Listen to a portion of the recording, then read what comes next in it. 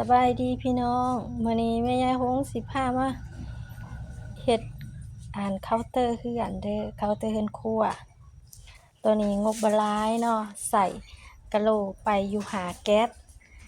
ตัวนี้กะโหลมีแต่เป็นกะโหลเซลล์เด้อเฮาซื้อหั่นราคาถูกหมดปูนไป1 สอบแล้วก็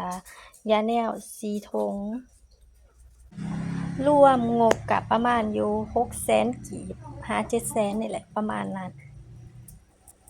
ลงให้เบิ่งเป็นแนวทางเนาะว่าถ้าว่าผู้ใดอยากเฮ็ดเคาน์เตอร์เองนะงบเราก็สิประมาณส่ำนี้นี่แหละคันเราเฮ็ดเอง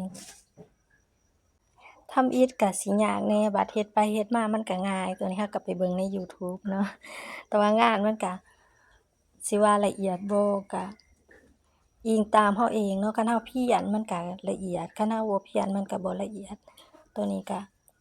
เวลาที่ใส่ไปก็อยู่ประมาณ2 วันครึ่งเนาะแม่นแล้วสำหรับติดกะโหลขอบใจเด้อทุกคนที่ติดตาม